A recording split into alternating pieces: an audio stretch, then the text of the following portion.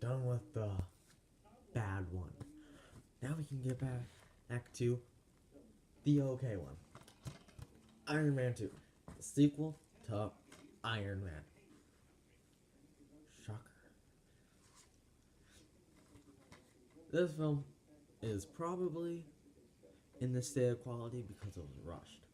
Especially when, how can we go from the heights of Iron Man and just really stagger down like quite a bit to Iron Man 2.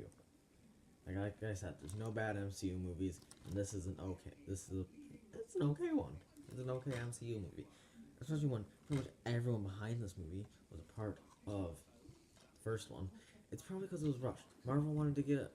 We didn't get an MCU film in 2009, and this was originally supposed to come out in 2011, and Marvel wanted an MCU movie, so this ended up coming out in 2010,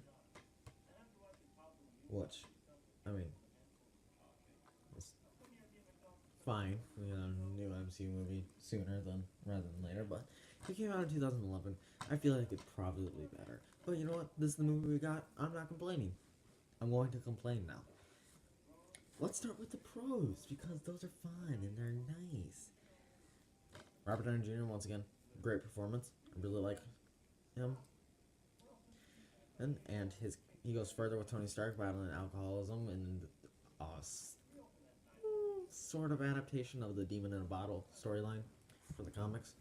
But yeah, he once again pulls a great performance. He plays a Tony slightly darker Tony Stark just by the fact that his own suit is starting to poison him. One of 2 billion plot lines. I'll get into that later. But once again, great performance. I like Don Cheadle better than Terrence Howard as Rhodey.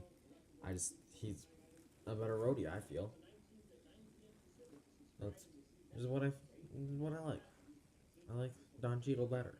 Terrence Howard still was good, but Don Cheadle just is better. And we actually get War Machine in this movie, which is another pro.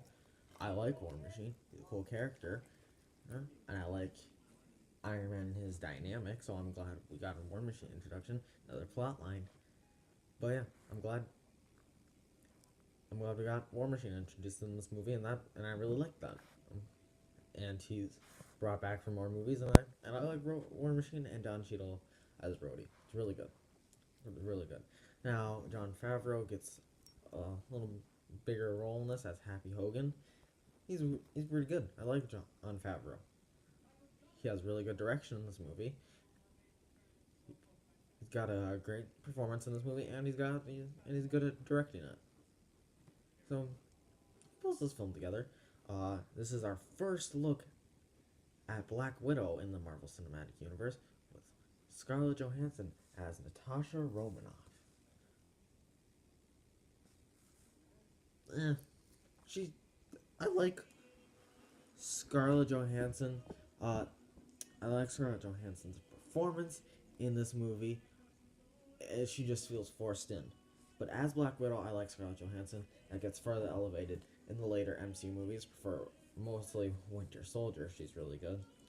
But this one she just feels kind of forced in there.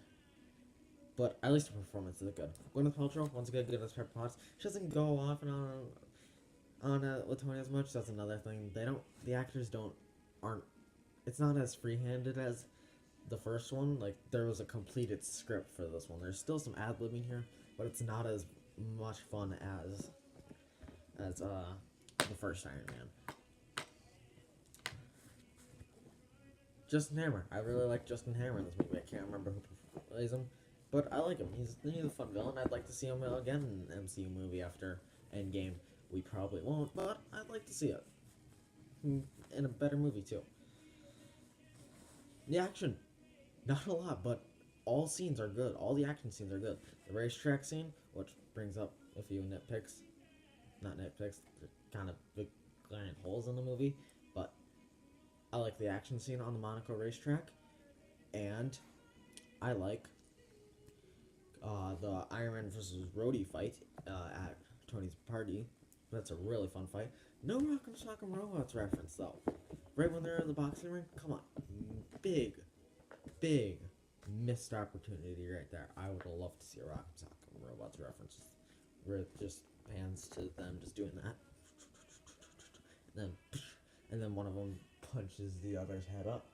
That would have been a great reference. I would have loved to see that. You had a missed opportunity. That would have been a great That was a great moment that you could have put in there. Not even a deleted scene. Never filmed. Not even planned. Come on.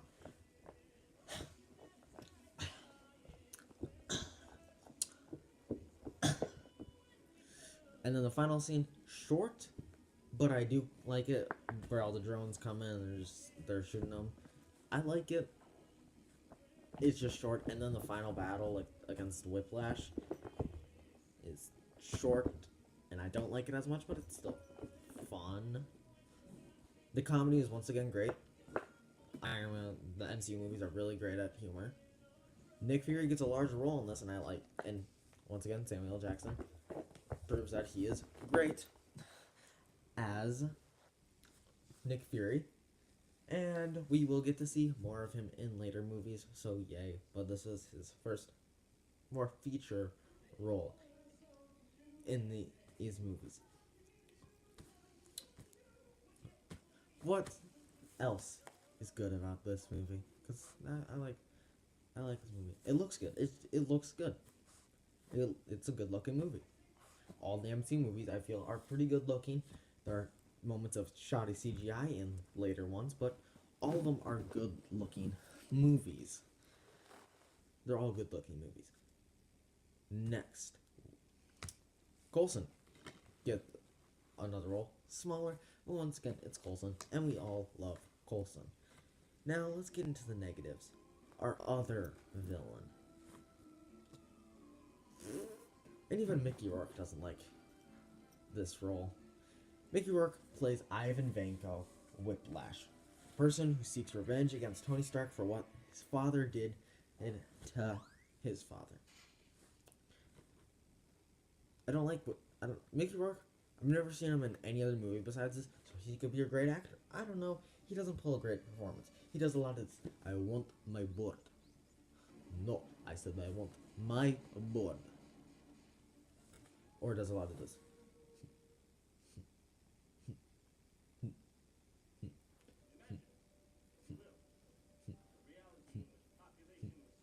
Like, he doesn't do all that, but you'll see scenes of him just going like, you'll just see scenes of him doing that.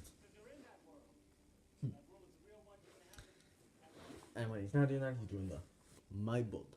I want my board. He doesn't talk with his hands, but you know, I want my board. When he's not doing his board thing, he's working on drones, mindless drones. And then he goes to the racetrack to fight. This is the big problem. He wants to kill Tony, so he goes to the racetrack because Tony's driving. The only problem is, Tony didn't decide until last minute, like right when the race is about to start. He's like, put me in there. I'm gonna die soon. Put me in there.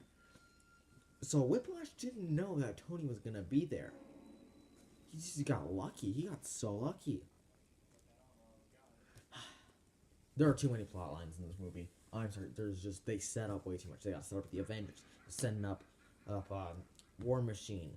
We got villains to deal with a revenge plot. 2 revenge plots. The government wants to take away a Tony suit, which I mean, it's cooler to think about now that we know the plot twist in Winter Soldier. That plot line is cool now because we know that the government and Shield was infiltrated by Hydra near the end, around the end of World War II. So that's really cool to think about, that that Hydra actually wanted Tony's suit all the way back in this movie. Thank you, Winter Soldier. You actually improved another movie. Good job, and improved yourself. 2 in 1. Yay. There's like 7 plot lines in this. We got a Thor setup plot line that's where Coulson's like, I gotta go to New Mexico. There's some stuff going on down there. Then we goes to New Mexico in the post-credit scene, and we see Mjolnir. He goes like, sir, I found it. At least that plot. That setup wasn't as bad because there was only a couple quick nods, but We just needed the post-credit scene. We just needed him to be in the post-credit scene and see, sir, I found it. We didn't need a couple scenes in the movie saying, oh, Coulson's in New Mexico. I can't watch you all the time because I'm going to New Mexico. He's on a secret assignment. You're supposed to be staying in your house because Coulson can't be watching you because he's on a secret assignment. We didn't need that much setting up. We just needed that post-credit scene. We could have had that dropping lines like, I won't be able to watch you all the time. I'm down in New Mexico, and then he'll be like, I found it. We didn't need all that. Like, he's on a secret assignment. Yeah, he's on a secret assignment. Oh. We didn't need all that. Then we got Tony dying. That's another plot line. This movie has way too many plot lines that it can't juggle.